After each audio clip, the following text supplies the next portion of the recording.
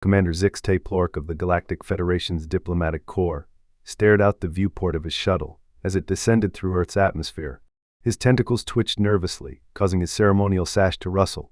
"Remind me again why I agreed to this suicide mission," he gurgled to his aide, Lieutenant Blorp. Blorp's eye stalks swiveled towards his superior. "Because, sir," he said with what passed for a smirk in their species, "you lost a bet with Admiral Squishface about who could drink more fermented methane without passing out." Zach's Torque's skin flushed a deeper shade of purple. "Yes, how could I forget? Nothing like gambling your life away over a few too many space farts in a bottle." He chuckled, the sound resembling a garbage disposal trying to grind up a rubber duck. As the shuttle touched down on the landing pad of the United Earth Military Academy, Zix Plork took a deep breath of the filtered air in his environment suit. "Well, here goes nothing.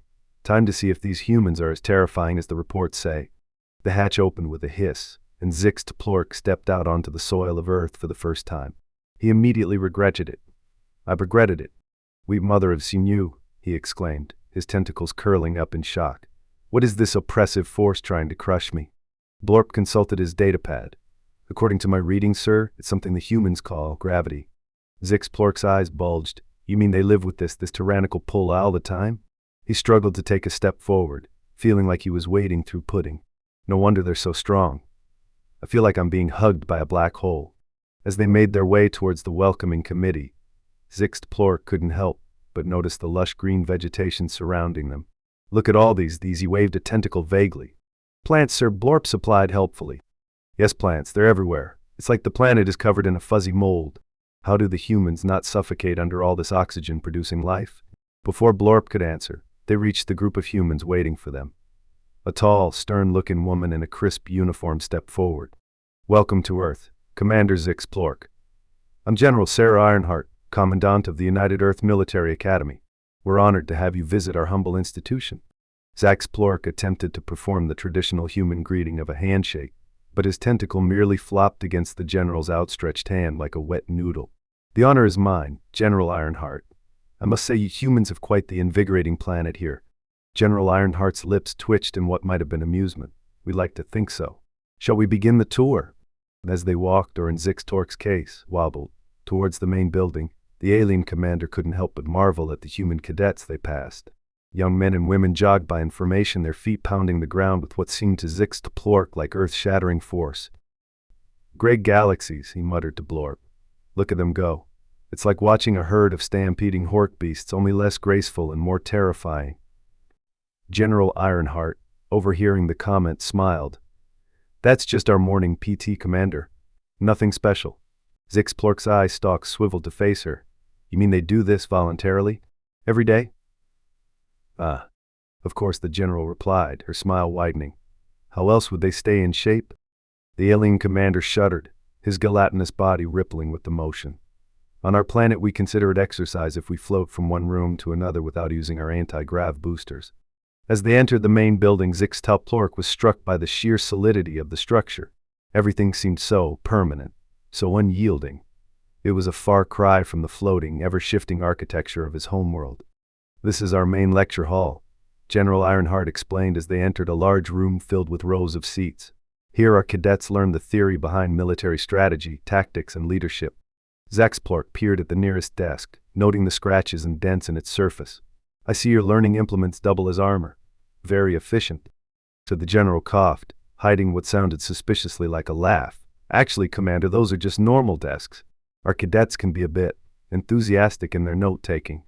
"Ah," Zix Plork replied, not entirely convinced. He made a mental note to recommend reinforced armor for all Galactic Federation diplomats visiting Earth. As they continued the tour, Zix Plork found himself increasingly awed and terrified by the human capacity for what they casually referred to as training. They visited the gym where cadets were lifting weights that looked heavier than the alien commander's entire ship.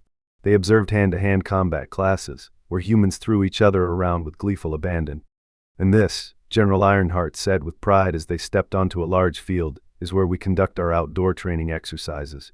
Zix Plork stared in horror at the obstacle course before him. Walls to be climbed, ropes to be swung from, mud pits to be crawled through.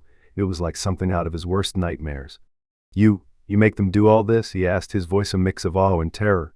The general nodded. "Of course, it builds strength, endurance, and teamwork. Would you like to try it?" For a moment Zixtplork seriously considered whether flinging himself into the nearest mud pit and hoping for a quick, merciful death would be preferable to attempting the course. But diplomatic duty called. I would be honored, he managed to squeak out. What followed was, without a doubt, the most harrowing 30 minutes of Commander Zixtplork's life. He flopped over walls, his tentacles flailing uselessly. He sank into mud pits, convinced each time that he would be fossilized and discovered by future archaeologists as the alien who really shouldn't have been here. He dangled from ropes, his gelatinous body stretching like taffy. By the end he lay panting on the ground, his environment suit caked in mud and his dignity in tatters. General Ironheart stood over him, looking annoyingly unruffled. Excellent effort, Commander. You did better than many first-time human attempts. Zixtplork managed to lift one quivering tentacle in what he hoped passed for a thumbs up. Thrilled to hear it, he gasped. Is this how you train all your diplomats? The general's eyes twinkled with mischief. Oh no, Commander. This is just the basic training for our cadets. Our diplomatic corps goes through much more rigorous preparation. If Zixtplork had had any moisture left in his body, he would have wept. As they made their way to the mess hall for lunch, Zixtplork being carried on a stretcher by two cadets who seemed to find the whole situation hilariously entertaining, the alien commander couldn't help but reflect on the sheer resilience of these humans. The mess hall itself was a cacophony of sounds, smells, and sights that assaulted Zixtplork's senses. Hundreds of cadets sat at long tables, shoveling food into their mouths at a pace that seemed more suited to refueling a starship than nourishing a body. What are they eating? Zixtplork asked, peering at the trays with a mixture of curiosity and horror. General Ironheart glanced at the nearest table. Looks like today's special is sloppy joes, corn on the cob, and chocolate pudding for dessert. Zixtplork's translator struggled with the terms, finally spitting out untidy humanoid, yellow seed pods, and sweet brown goo. The general's lips twitched. Close enough. Would you like to try some?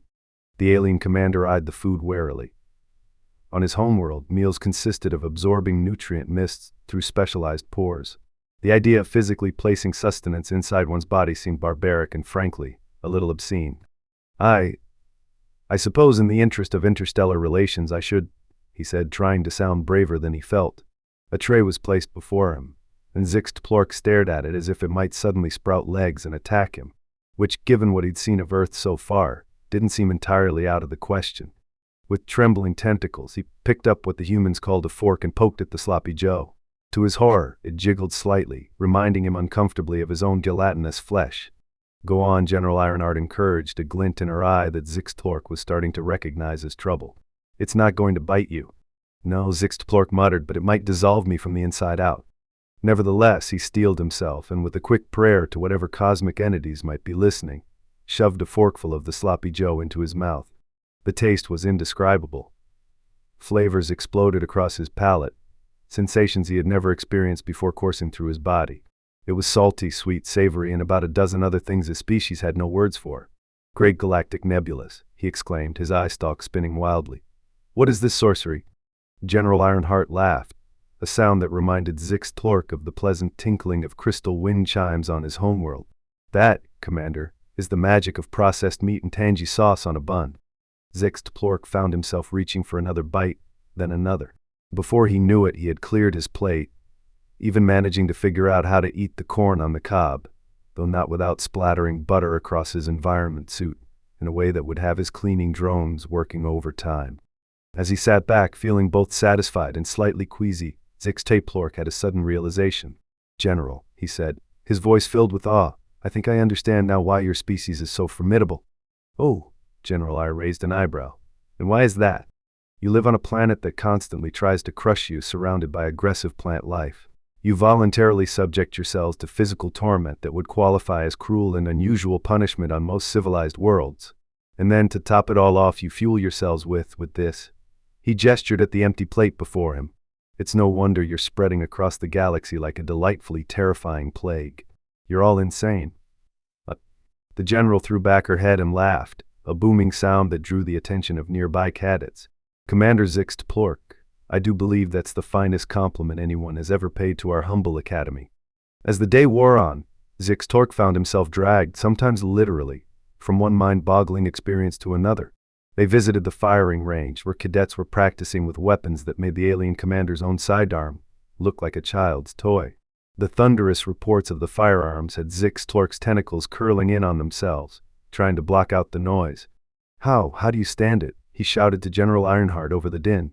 "What?" she yelled back, cupping a hand to her ear. "The noise." Zix Torque bellowed, his voice modulator straining to be heard.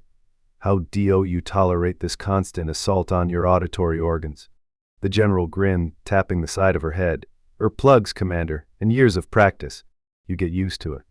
Zix Torque made a mental note to requisition industrial-strength noise-canceling technology for all future diplomatic missions to Earth, assuming, of course, he survived to make his report.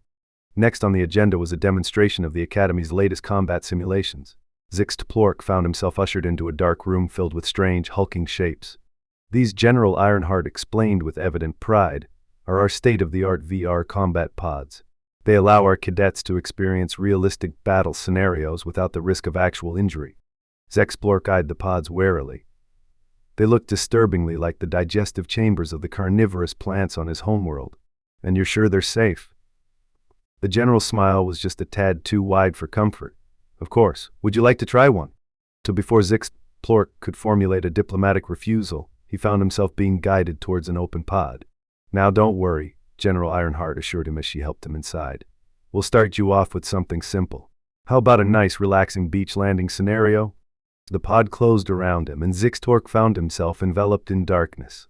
Then, with a disorienting lurch, he was suddenly standing on a beach, the roar of waves in his ears, and the smell of salt in his nostrils. "Oh," he thought, "this isn't so bad." His relief was cut short by the sudden whistle of incoming artillery. The beach around him erupted in explosions, sand flying everywhere. In the distance, he could see the silhouettes of enemy soldiers emerging from the water. Sweet merciful nebulas.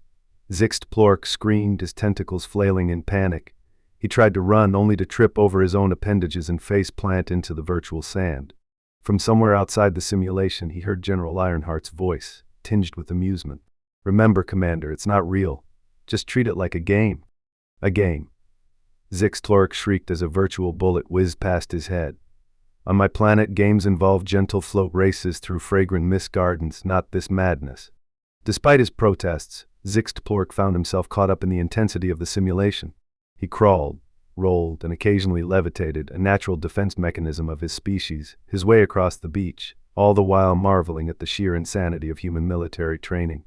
When he finally emerged from the pod, shaken but strangely exhilarated, General Ironheart was there to greet him with a knowing smile.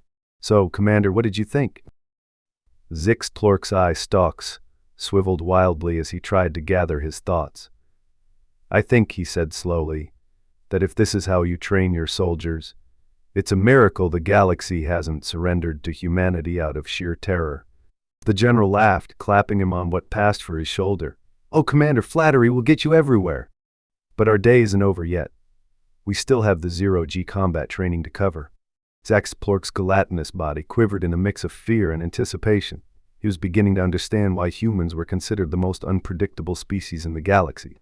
They seemed to actively seek out danger and discomfort, treating mortal peril as if it were nothing more than a mildly interesting diversion. As they made their way to the zero-G training facility, Zix Torque found himself floating along more easily. The constant pull of Earth's gravity was still oppressive, but his body was adapting, little by little. "You know," he mused to General Ironheart, "I'm starting to see why you humans are so resilient. Your entire planet seems designed to kill you, yet here you are, thriving and exploring the stars." The general smiled, a hint of pride in her eyes. "That's the human spirit, Commander. We see obstacles as challenges to overcome, not reasons to give up." Zix Torque nodded, his tentacles waving thoughtfully. As they entered the zero-G training facility, Zix Torque felt a momentary surge of relief. Finally, an environment closer to his natural habitat. His brief elation was quickly shattered as he watched a group of cadets engaging in what could only be described as three-dimensional combat acrobatics. "Great gaseous giants," he muttered, his eye stalks tracking a particularly agile cadet who was using the walls, ceiling, and her opponents as springboards. "Is this some sort of avant-garde dance performance, or are they actually trying to kill each other?" General Ironheart chuckled, the sound oddly distorted in the zero-G environment. "Oh no, Commander. This is just a standard close-quarters combat exercise in zero gravity. It's essential training for our space marines." Zix Torque's tentacles curled in on themselves protectively. "You mean to tell me that you not only launch yourselves into the cold, unforgiving vacuum of space, but also expect to engage in hand-to-hand combat while you're out there. Why not just challenge a black hole to a fist fight and be done with it? The general's eyes twinkled with amusement. Now there's an idea for our advanced training program. I'll have to bring that up at the next staff meeting. Before Zixt Plork could determine whether she was joking, he sincerely hoped she was. But at this point, he wouldn't put anything past these humans. General Irant was gesturing for him to enter the zero-G chamber. Care to give it a try, Commander? I promise we'll start you off easy. Zax Torque eyed the entrance warily. On one tentacle, the familiar lack of gravity was tempting. On the other 7 tentacles, he had a sneaking suspicion that the human's definition of easy was about as reliable as a chocolate teapot in a supernova. Nevertheless, diplomatic duty called. With a resigned gurgle, Zixt Plork propelled himself into the chamber, his gelatinous body wobbling in a way that he hoped looked dignified but suspected was more akin to a space jellyfish having a seizure. As he floated in the center of the room, surrounded by grinning cadets, Zixt Plork couldn't shake the feeling that he was a small, particularly unappetizing morsel that had accidentally drifted into a school of space piranhas. "All right, Commander," General Ironheart's voice came through his suit's comm system. "We'll start with a simple evasion exercise. All you have to do is avoid being tagged by the cadets for 2 minutes. Ready?" To before Zixt Plork could voice his vehement lack of readiness, the general's voice boomed out again. "Begin." What followed was 2 minutes of chaos that Zixt Plork was certain would feature prominently in his therapy sessions for years to come. He flailed, he floundered, he even managed a passable imitation of a startled pufferfish at one point. His tentacles, usually so graceful in low gravity, seemed to have developed a mind of their own, occasionally slapping him in what passed for his face. The cadets, to their credit, seemed to be enjoying themselves immensely. They zipped around him with practiced ease, occasionally tapping his environment suit with just enough force to send him spinning in a new, equally undignified direction. "Use your environment, Commander," General Ironheart called out helpfully. "The walls are your friends." Zixt Plork, in the middle of a particularly spectacular somersault, managed to gasp out, "In my experience, General, friends don't try to concuss you when you hug them." Nevertheless, he made a valiant effort to follow her advice. Stretching out his tentacles, he managed to snag a handhold on a nearby wall. For a brief, glorious moment, he felt a surge of triumph. He had done it. He had mastered this insane human training exercise. Then he made the mistake of trying to propel himself off the wall. What was intended to be a graceful push-off turned into something more akin to a gelatinous cannonball. Zixt Plork shot across the room, his tentacles trailing behind him like the world's most confused comet, directly into a group of startled cadets. The resulting tangle of limbs, tentacles, and confused shouting would have been right at home in a slapstick comedy routine. As they all floated in a jumbled mass in the center of the room, Zixt Plork could have sworn he heard General Ironheart's laughter echoing through the chamber. When they finally disentangled themselves and Zixt Plork was helped out of the zero-G chamber, he was surprised to find the cadets grinning at him and patting his environment suit in what he assumed was a gesture of camaraderie. "That was amazing, sir," one young cadet exclaimed. "I've never seen anyone use their whole body as a projectile weapon before. Is that a standard tactic for your species?" Zixt Plork, still trying to get his eye stalks to focus in the same direction, managed a weak chuckle. "Oh yes, absolutely. We call it the gelatinous gambit. Very effective for confusing the enemy. And ourselves. Mostly ourselves, if I'm being honest." As they made their way out of the zero-G facility, General Ironheart fell into step beside him. "Well, Commander, I must say you've been an excellent sport today. Not many visiting dignitaries are willing to participate so enthusiastically in our training exercises." Zixt Plork waved a tentacle dismissively, trying to ignore the way it wobbled. "Think nothing of it, General. I'm sure I've provided your cadets with valuable experience in dealing with unorthodox combat situations, and possibly a few cautionary tales about the dangers of overconfidence in the face of gelatinous aliens." The general laughed, a warm sound that made Zixt Plork feel oddly proud of his bumbling performance. "You know, Commander, I think you're starting to understand the human spirit better than you realize." As they walked, or in Zixt Plork's case, squelched towards the final stop on their tour, the alien commander found himself reflecting on the day's events. He had been crushed by gravity, assaulted by obstacle courses, traumatized by combat simulations, and turned into a living projectile. By all rights, he should be demanding immediate evacuation and possibly a strongly worded letter to the Galactic Federation about the humans' clear violation of anti-torture conventions. Instead, he felt invigorated, exhausted, yes, Sore in places he didn't even know he had, certainly. But there was an undeniable spark of excitement coursing through his gelatinous form. "I think I'm beginning to understand why you humans are so adaptable," Plork mused as they approached a large, imposing building. "You treat every challenge as an opportunity to grow, even if that growth involves a significant risk of bodily harm." General Ironheart nodded approvingly. "That's a very astute observation, Commander. We believe that comfort is the enemy of progress. It's by pushing our limits that we discover what we're truly capable of." Plork's eye stalks swiveled to face her. "Admirable philosophy, General. Though I must admit, on my world we prefer to discover our capabilities through deep meditation and the occasional heated game of quantum Sudoku." The General's lips twitched in amusement. "To each their own, Commander.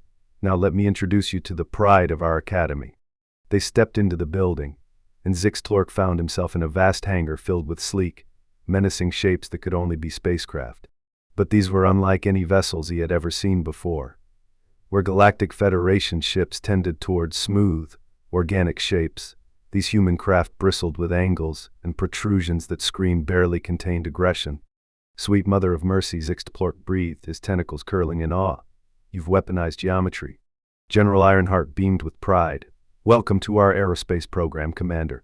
These are the latest models of our space superiority fighters, capable of atmospheric and void combat with enough firepower to make a small moon think twice about getting in their way." Plork floated closer to the nearest fighter, his natural levitation ability overcoming Earth's gravity in his excitement. He ran a tentacle along the craft's hull, marveling at the strange mix of materials. "Fascinating," he murmured. "The hull appears to be composed of, is that a carbon nanotube weave? And some kind of ceramic composite? But there's something else, something I can't quite identify." The General's smile took on a slightly smug quality. "That would be classified, Commander. Let's just say it's a little something our engineers cooked up after studying some interesting stellar phenomena. Helps our ship stay in one piece when things get a bit energetic out there." Plork nodded absently, his mind racing with the implications. He had known, intellectually, that humans were advancing rapidly in space technology. But seeing it up close, feeling the latent power thrumming through these machines, drove home just how quickly humanity was catching up to, and in some areas, surpassing the older spacefaring races. "You know, General," he said slowly, turning to face her, "when I first arrived here, I thought this visit was going to be a diplomatic formality, a box to be checked off in some bureaucrat's list of interspecies niceties." He paused, his eye stalks focusing intently on the human before him. "But now I realize it's so much more than that. You're not just showing me your capabilities, you're issuing a challenge, aren't you? To me, to my superiors, to the entire Galactic Federation." General Ironheart's expression turned serious. "Very perceptive, Commander. We humans have a saying, if you want peace, prepare for war. We don't seek conflict, but we will not shy away from it either. The galaxy is vast and often hostile. We intend to be ready for whatever it throws at us." Plork felt a shiver run through his gelatinous form, a mix of excitement and trepidation. "Well, General, if today is any indication of humanity's preparedness, I'd say the galaxy had better watch out. You've certainly made a believer out of me." He extended a tentacle in what he hoped was a passable imitation of a human handshake. "I'll be sure to include in my report that underestimating humanity would be a grave mistake, though I doubt my superiors will fully appreciate the, shall we say, visceral nature of the lessons I've learned here today." General Ironheart took his tentacle firmly, her grip strong but not crushing. "I appreciate that, Commander.